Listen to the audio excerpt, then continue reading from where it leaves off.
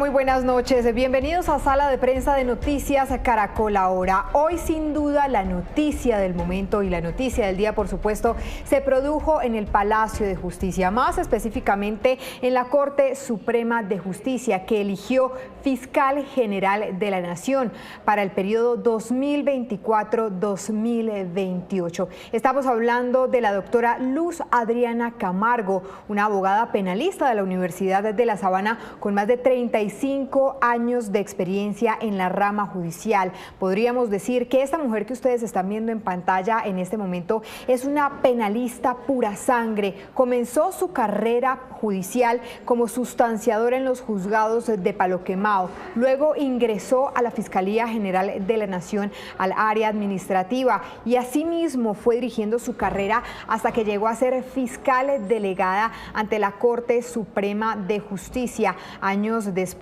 logró ingresar al Alto Tribunal, donde se convirtió en magistrada auxiliar de este Alto Tribunal, llevando procesos tan importantes como el de la parapolítica, el de la yidis política, entre otros. Sin embargo, otra de las facetas que ha marcado su carrera como abogada penalista tiene que ver cuando integró esa Comisión Internacional contra la Impunidad en Guatemala, siendo muy cercana al hoy ministro de Defensa Iván Velázquez. Esa es la trayectoria de la nueva fiscal general de la Nación, Luz Adriana Camargo, que fue elegida hoy por la Sala Plena de la Corte Suprema de Justicia con 18 votos. Sin embargo, esta elección se dio luego de otro hecho trascendental el día de hoy, que fue la renuncia de una de las candidatas a esta terna propuesta por el presidente Gustavo Petro. Estamos hablando de la renuncia de Amelia Pérez Parra, también una abogada penalista de la Universidad Libre, quien fue ternada por el presidente de la República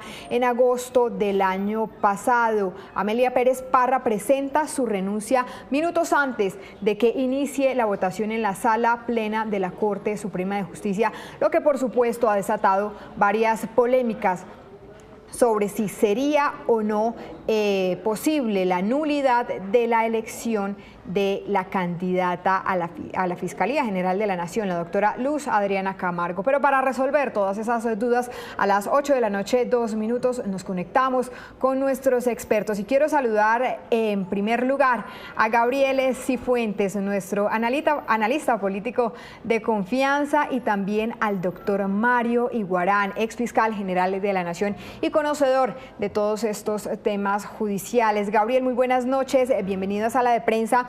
Quiero comenzar preguntándole usted cómo ve todas estas movidas relacionadas principalmente con la renuncia de Amelia Pérez Parra. Bueno, Catalina, antes que nada, muy buenas noches para usted, para el doctor Iguarán y por supuesto para toda la audiencia.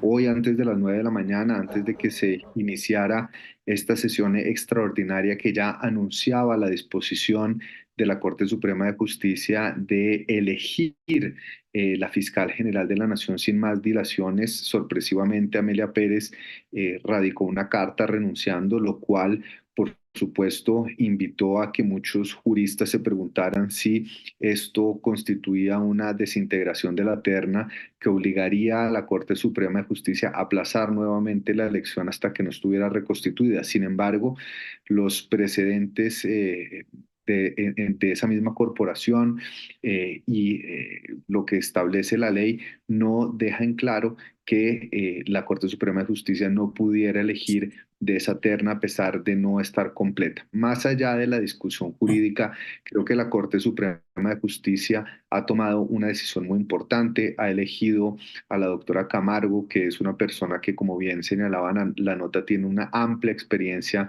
en el sector justicia, que brinda garantías de transparencia y sobre la cual recae una inmensa responsabilidad y varias papas calientes, donde tendrá que además cumplir con el reto de devolverle la credibilidad y despolitizar la fiscalía, que en manos de Mancera y desafortunadamente también del fiscal Barbosa fue objeto de innumerables críticas. Varias papas calientes tendrá que resolver la fiscalía de la doctora Luz Adriana Camargo. Ahora me conecto con el exfiscal Mario Iguarán. Doctor Iguarán, ¿usted qué opina acerca de esta renuncia de la doctora Amelia Pérez Parra? ¿Eventualmente podría dar para algunas demandas de nulidad de la elección de la doctora Luz Adriana Camargo? ¿O se puede decir que la terna ya estaba conformada y que el proceso se dio bajo total legalidad? Ciertamente es de esperar que vendrán unas demandas para impugnar, pedir la declaratoria de nulidad del nombramiento como fiscal general de la doctora Luz Adriana. Pero en mi concepto no hay ninguna viabilidad para una nulidad. Aquí lo que exige la Constitución, el reglamento de la Corte y el mismo Consejo de Estado es que exista una terna. Y para el momento en que la Corte Suprema de Justicia eligió a la doctora Luz Adriana, existía una terna en firme. ¿Por qué? Porque si bien la doctora Amelia presenta una renuncia, pues no tiene la Corte Suprema la facultad, la potestad para aceptarle o no la renuncia. Es el presidente quien debe aceptarla. Y el presidente no aceptó la renuncia. La Corte Suprema, en buena hora, tomó la decisión de votar. Es más, lo hace porque existe una terna en firme. Es más, algunos votaron por la doctora Amelia. Demuestra entonces que la Corte parte del que existía una terna. El Consejo de Estado y la Constitución y el reglamento de la Corte exigen, ese es un requisito formal, indispensable, perentorio, de que exista una terna. Pero en este caso existía una terna. Tanto que el Consejo de Estado ha dicho, si alguno por muerte, por falta de calidades o por renuncia renunciara, el presidente tiene que integrar la terna, nombrar otra persona, postular a otra persona. Pero aquí no se dio desde el punto de vista legítimo, literal y real la desintegración de la terna para cuando la Corte Suprema votó. Es más, me parece que en buena hora la Corte votó porque de haberse abstenido la Corte de votar, yo diría que hubiera sido no un gravísimo, pero sí como un bajo, como diría, un peligroso, un pesado antecedente, porque el día de mañana, en una circunstancia similar, alguien que quiera entonces dilatar el nombramiento o la elección del fiscal general o incluso torpedearlo de manera definitiva, podría estar renunciando y valerse de este truco o de esta trama o de esta treta. A propósito de eso que usted menciona, doctor Iguarán, de lo que usted denomina como truco, Gabriel, quiero preguntarle a usted cómo toma esa renuncia de la doctora Amelia Pérez Parra minutos antes de que se inicie esta elección. Ella pudo haber presentado esa renuncia días antes, incluso luego de la votación que se dio hace 15 días ante la Sala Plena de la Corte Suprema de Justicia. ¿Por qué esperar hasta último momento para presentar esa renuncia? Bueno, Catalina, esto tiene dos interpretaciones. La primera interpretación es la que se tiene que leer de la carta presentada y de los argumentos esgrimidos en la carta de renuncia, en donde la doctora Amelia Pérez se sintió vilipendiada, se sintió atacada injustamente por parte de sus detractores y consideró que por temas de dignidad debía dar un paso al costado. Recordemos que después de que se conocieron los trinos de su esposo frente a la Corte Suprema de Justicia, frente a sus opiniones respecto de algunos de los procesos más sensibles que adelanta la Fiscalía General de la Nación, en las últimas votaciones de la Corte Suprema de Justicia se vio un efecto negativo frente a quien, como Amelia Pérez, todo indicaba ser iba a ser la próxima fiscal general de la Nación. Sin embargo, yo creo que ya en el fuero interno de Amelia Pérez se dio cuenta que esa pérdida de confianza por parte de los magistrados de la Corte Suprema de Justicia después de que estalló el escándalo era irreversible y que iba a ser imposible recomponer los números. Sin embargo, Catalina, creo yo que fue una movida que si bien pudo haber estado motivada por un sentimiento de dignidad y, digamos, legítimamente motivado por el efecto que pudo haber producido toda esa andanada de críticas, puso en riesgo la elección y pudo haber significado, Catalina, que la Corte Suprema de Justicia hubiera aplazado nuevamente una elección que además estaba en riesgo porque recordemos que en abril 5 magistrados abandonarán la Corte Suprema, lo cual hubiera podido extender la interinidad de Marta Mancera durante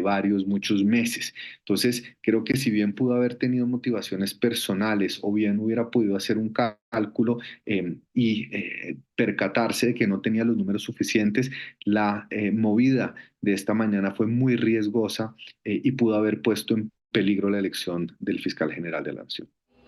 Bueno, pero es que también estamos hablando de otra de las candidatas, Luz Adriana Camargo, con una hoja de vida impecable. Es penalista, pura sangre, ha tenido una carrera que viene desde ser sustanciadora de los juzgados de Palo Quemado, ha tenido una amplia trayectoria en el derecho, no solo en el derecho penal. Doctor Iguarán, ¿usted qué opina de la hoja de vida de la doctora Luz Adriana Camargo, teniendo en cuenta que usted es conocedor de esa Fiscalía General de la Nación a la que ella va a llegar? Pues se le censuraba a la Corte Suprema que por qué no elegía, pero es que la Corte estaba, primero, para tomarse su tiempo. Primera razón, se trataba de elegir al funcionario o uno de los dos funcionarios con el presidente de mayor competencia y compromiso, de mayor responsabilidad que tiene el país. Eso no se puede hacer de manera irreflexiva e informal. Segundo, se necesitaba una mayoría, una supermayoría, no una mayoría relativa ni simple. Si hubiera sido una mayoría simple, como en otros casos, la Corte hace tiempos hubiera elegido en esta oportunidad fiscal general de la Nación. Y en tercer lugar, es que se trataba de una terna de lujo, 3 mujeres, y como si fuera poco, todas conocedoras de la institución y además que han lidiado en el tema y de qué forma en materia de derechos humanos. Y una de ellas es la doctora Luz Adriana, que quienes estamos en el medio del derecho y del derecho penal, pues, y que hemos estado en la institución, sabemos de las calidades, no solo de ese peregrí que tiene, no solo en lo personal, sino en lo profesional. Entonces, en buena hora, cualquiera de las 3 estaban totalmente calificadas para ser fiscal general. Ahora, quiero agregar, de acuerdo con Gabriel, eh, el trato fue indigno, el trato fue indecoroso, fue injurioso, fue inconsiderado contra la doctora Amelia en redes y en todo esos sucesos que se dieron con ocasión de unas manifestaciones de su esposo. Totalmente de acuerdo.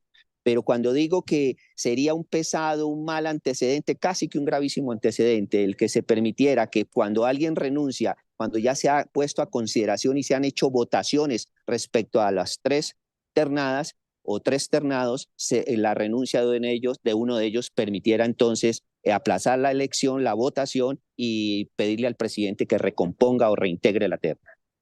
Doctor Iguarán, quiero seguir con usted porque quiero preguntarle cómo puede hacer Luz Adriana Camargo para desligarse de esa cercanía que ha tenido con el actual ministro de Defensa, Iván Velásquez, teniendo en cuenta que trabajó por mucho tiempo en esta Comisión Internacional contra la Impunidad en Guatemala. ¿Qué tiene que hacer la doctora Camargo para definitivamente mostrar independencia y autonomía, como ya lo ha manifestado, y desligarse un poco de ese papel y de ese trabajo que ha tenido con Iván Velásquez? Yo diría que ella ha hecho en su vida profesional, como fiscal, como magistrada auxiliar, en procesos como los de la parapolítica, entre otros, ya ha hecho bastante para demostrar que es una mujer independiente y de carácter y de talante. Todos los fiscales generales tienen que llevar esa carga, ese, como se dice coloquialmente, ese San Benito de que va a ser un fiscal de bolsillo respecto al presidente que lo ternó. A todos nos ha sucedido lo mismo. En mi caso decían, no, pues como lo ternó Álvaro Uribe, pues es un fiscal de bolsillo, pero como uno está ya es comprometido con la Constitución y la ley y debe hacer su tarea, pues yo fui el fiscal que dictó una medida de aseguramiento contra el primo del presidente Uribe. Fui el fiscal que me tocó tomar medidas contra el director del DAS, entre otras medidas o las primeras decisiones en materia de falsos positivos. Se decía que como había sido postulado por el presidente Uribe, pues no iba a tomar esas decisiones. Y a todos los fiscales les ha correspondido o les han llevado ese San Benito de que es de bolsillo, pero cuando se llega allá y conociendo el talante y la trayectoria de la doctora Luz Adriana, estén convencidos que va a ser totalmente independiente. Gabriel, hablemos ahora un poco del impacto político que puede tener esta decisión de la elección de la doctora Luz Adriana Camargo, específicamente con varios de los retos que se le vienen ahora. Estamos hablando de investigaciones y de casos connotados, como la investigación contra el hijo del presidente Nicolás Petro, también la investigación que tiene la Fiscalía por la presunta financiación ilegal de campañas, incluso temas que involucrarían a Laura Sarabia, entre otros. ¿Usted cree realmente que estos procesos puedan llegar a estancarse en la Fiscalía? Puedo hacer una pequeña acotación frente al punto anterior, Catalina, solo para una píldora de la memoria. La doctora Camargo entró a la terna de rebote después de que el presidente la modificara por Amparo Cerón, es decir, no fue la primera ternada del presidente, no estuvo ni siquiera dentro de la primera terna, lo cual permitiría indicar que no fue esa primera opción que el presidente quiso impulsar, y eso en aras de la discusión creo que es importante. Lo segundo que usted señala, Catalina, es fundamental. Pero hay que recordarle también a la audiencia que si bien el fiscal general de la Nación tiene un inmenso poder en lo que significa la asignación de casos connotados, la creación de comités técnicos jurídicos, el direccionamiento de la política criminal, en Colombia, afortunadamente, sigue existiendo el concepto de la autonomía judicial, que es una garantía para que los fiscales puedan avanzar en las investigaciones de manera autónoma y de acuerdo con los preceptos legales y procesales.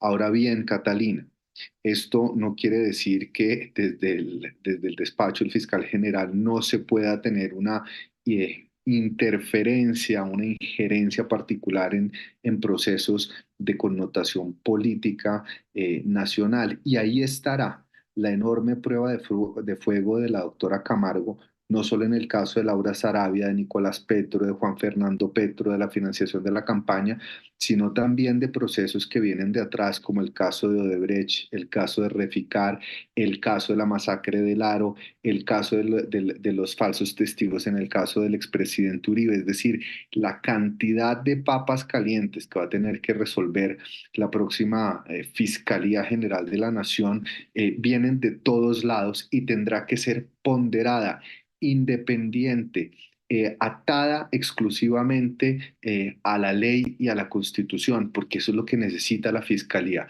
Muy mal mensaje sería si estos procesos que ya vienen andando, que están a cargo de fiscales que han avanzado hasta un cierto punto del proceso penal, se vieran afectados o estancados por una decisión de la fiscal general. Eso sería un pésimo mensaje y, pues, por supuesto, afectaría la legitimidad de la Fiscalía General de la Nación.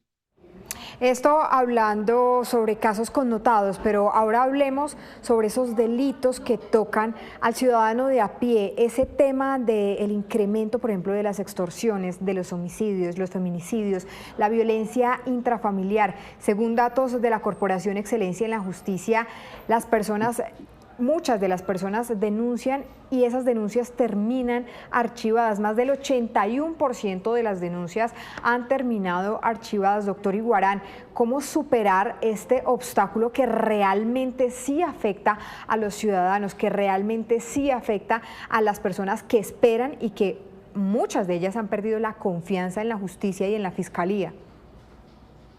Pues mire, cómo a la par, a la vez que hablamos de una autonomía, una independencia de la fiscalía, concretamente del fiscal general respecto al gobierno nacional, a la par también hay que hablar de una cercanía, de un ir de la mano del gobierno nacional con la fiscalía.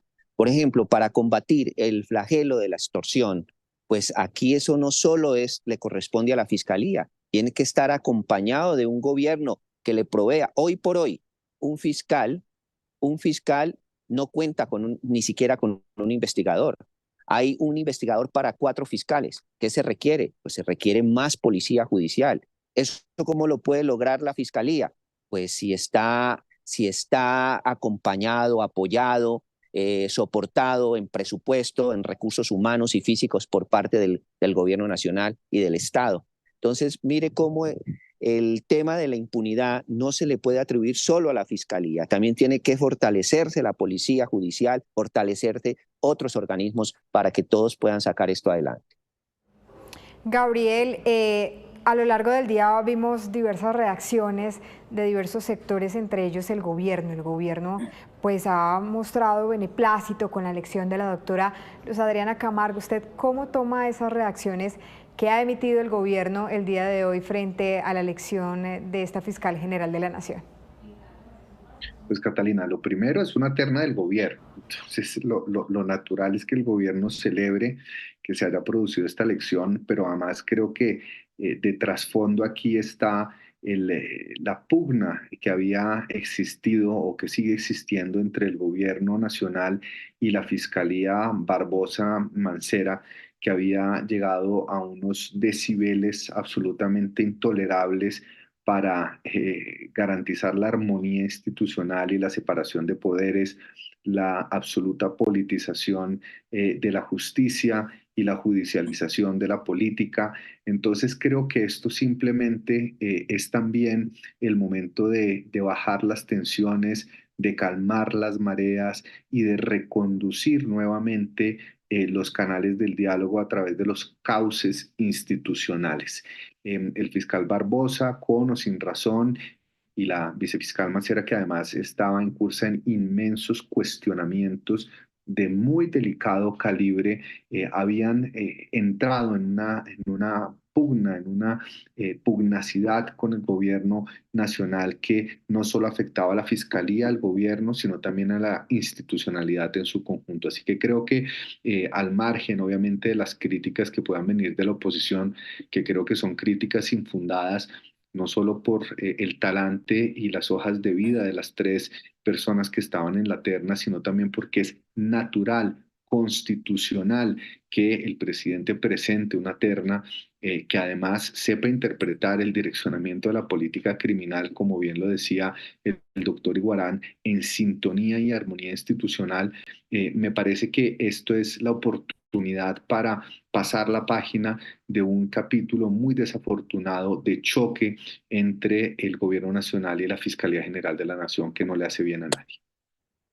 No le hace bien a nadie, Gabriel. Otro de los aspectos que me llamaba mucho la atención frente a las propuestas que hacía Luz Adriana Camargo tiene que ver con el tema de la implementación de la tecnología y de la inteligencia artificial para acelerar y agilizar procesos al interior de la Fiscalía General de la Nación.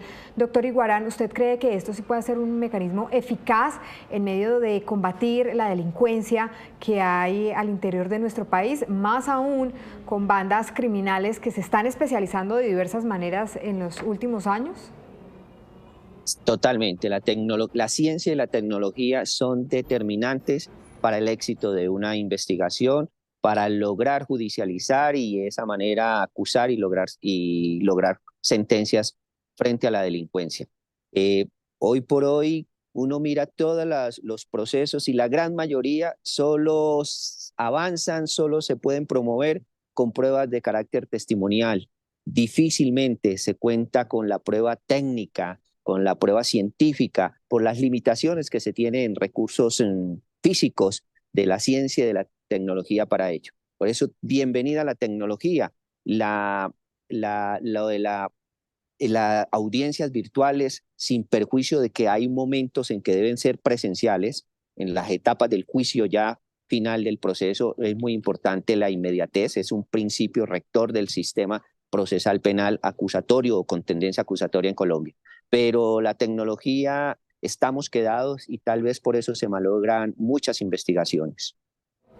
Doctor Iguarán, y explíquenos un poco cuál es el proceso con la llegada de una nueva fiscal general de la Nación al búnker de la Fiscalía y pues a esta entidad tan importante que maneja más de 20.000 funcionarios. Algunos de ellos se van a ir, otros se quedan. ¿Cómo es el proceso que generalmente se hace allí?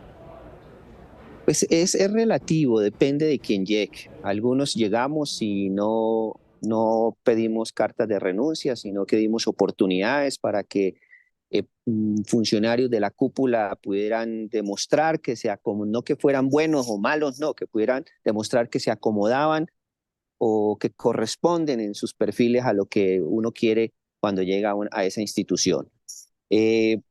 Otros pues renuncian. Los fiscales delegados ante la Corte Suprema de Justicia son de mucha confianza, los directores nacionales, en su momento el CTI, administrativo, secretario general.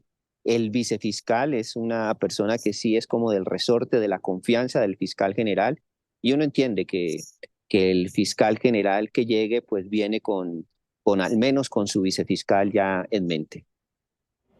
Gabriel, finalmente ya para ir cerrando, ¿usted qué opina, más allá de la llegada de la doctora Luz Adriana Camargo, de cómo se deberá manejar estos 4 años la Fiscalía General de la Nación, no solo en temas judiciales, sino también en temas políticos? Recuerde usted que últimamente se ha dado pues mucha influencia de la política en decisiones judiciales. Pues uno esperaría que ese capítulo de una fiscalía con ínfulas políticas parara, dejara de ser la constante, como fue durante los últimos 4 años, que efectivamente además el perfil de la doctora Camargo, que no es un perfil político, es un perfil técnico, es un perfil formado en la rama judicial, que entiende perfectamente el rol que cumplen los jueces investigadores y la necesidad de mantener la debida independencia y distancia de los asuntos políticos, sea la directriz en esta nueva administración. Estos 4 años son fundamentales no solo para salir de las papas calientes que tienen una trascendencia política, sino también, como bien se señalaba anteriormente, para imprimirle las transformaciones necesarias que le permitan a la justicia y al ente investigador poder mejorar los indicadores en materia de investigación, sanción y judicialización de los delitos que más afectan a la ciudadanía. Aquí el enfoque tiene que ser un enfoque transformador, tiene que ser un enfoque de innovación, tiene que ser un enfoque dirigido hacia la efectividad de la justicia y no un enfoque político, porque eso no va a resolver el problema del ciudadano de a pie. Y lo que puede hacer, sí, es, por el contrario, si se sigue una directriz política, seguir deslegitimando la función de una entidad que es fundamental para el destino no solo de los colombianos, sino también de la democracia y la institucionalidad en su conjunto.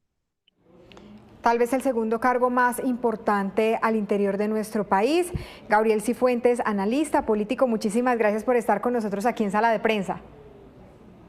Catalina, usted, al doctor Iguarán y por supuesto toda la audiencia. Exfiscal Mario Iguarán, muchísimas gracias por estar con nosotros aquí en Sala de Prensa analizando este tema tan importante como lo es la elección de la nueva Fiscal General de la Nación.